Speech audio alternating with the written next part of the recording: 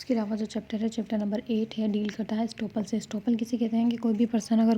उसने कोई डिक्लेरेशन की है या कोई उसने एक्ट किया या कोई उसने ओमिशन की है और वो उसने इंटेंशनली की हो और उसके ज़रिए उसके एक्ट, उसकी डिक्लेरेशन और उसकी ओमिशन के ज़रिए दूसरा पार्टी है, दूसरा जो पर्सन है वो उसके ऊपर बिलीव करके उसके ऊपर एक्ट कर ले, उसको सच मानकर, तो फिर वो जो शख्स जिसने कोई भी एक्ट या ओमिशन करके किसी भी पर्सन को मजबूर किया है उस एक्ट को करने के लिए या अपनी बात पे बिलीव करने के लिए मजबूर किया है, तो वो पर्सन या उसका जो रिप्रेजेंटेटिव होगा वो बाद में इनकार नहीं कर सकता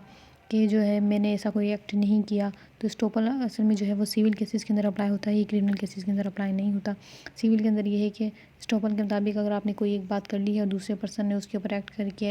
कर लिया है आपकी बात को सच समझ कर, तो अब आपको स्टॉप कर देती है कोर्ट कि आपने जो कहा, जो आपने एक्ट किया, आप उससे जो है वो डिनाई नहीं कर सकते। ये है स्टॉपल। स्टॉपल जो है उसकी डिफरेंट काइंड्स होती हैं। स्टॉपल के अंदर सबसे पहले स्टॉपल जो है उसके अंदर कुछ एसेंशियल्स हैं कि एग्जिस्टिंग जो फैक्ट्स हो, यानी जो भी जो फैक्ट है वो एग्जिस्ट कर रहा हो, जिसके ऊपर जो पार्टी है वो रिलाई करके अपना जो है वो एक्ट परफॉर्म करती है, तो वो किसी एग्जिस्टिंग फैक्ट की बात हो या फिर वो पास्ट के फैक्ट की भी बात हो सकती है। तो ये एसेंशियल है, ज़रूरी चीज़ है कि अगर जो शख्स है उसकी डिक्लेरेशन की वजह से दूसरी पार्टी ने बिलीव किया हो एग्जिस्टिंग फैक्ट के ऊपर और उसके ऊपर फिर एक्ट भी किया हो उसी के ऊपर बिलीव करते हुए, तो ये स्टॉपल के एसेंशियल्स हैं।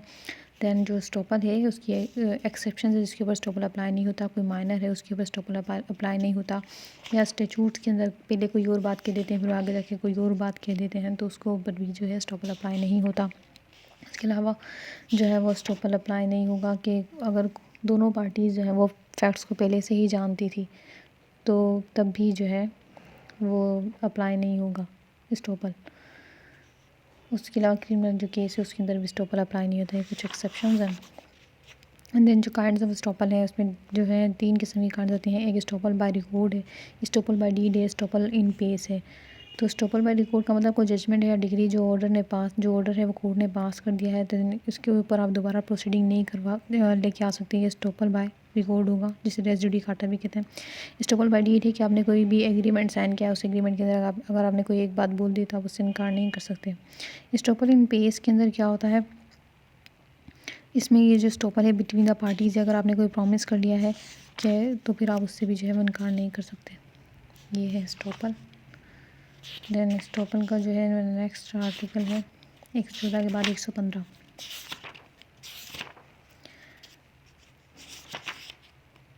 अगर जो टेनेंट है वो लाइसेंसी of a person in position है, अगर कोई भी शख्स जो टेनेंट है या लाइसेंसी है,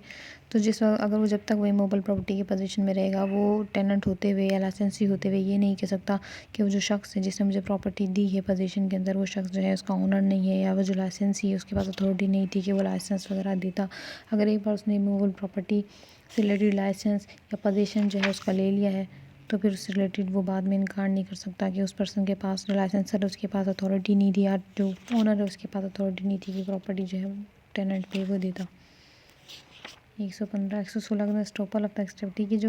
116 रिलेट करता है कि अगर बिल ऑफ एक्सचेंज का कोई एक्सेप्टर है या कोई बेली है या लाइसेंसी है, अगर जो एक्सेप्टर है बिल ऑफ एक्सचेंज का, अगर उसने एक बार बिल ऑफ एक्सचेंज जो है वो एक्सेप्ट कर लिया, तो वो बाद में इनकार नहीं कर सकता कि ड्रायर के पास ये राइट नहीं था कि वो जो है उसे ड्रा करता बिल ऑफ एक्सचेंज को या उसे इंडोर्स करता।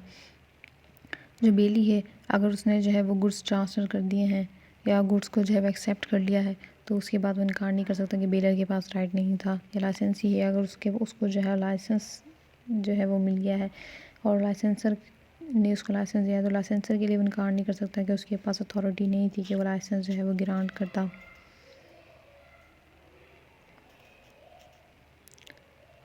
इसकी एक्सप्लेनेशन ये है कि जो एक्सेप्टर है बिल ऑफ एक्सचेंज का, वो डिनाई कर सकता है उस बिल को जो कि was really drawn by the person by whom it propose to have been drawn.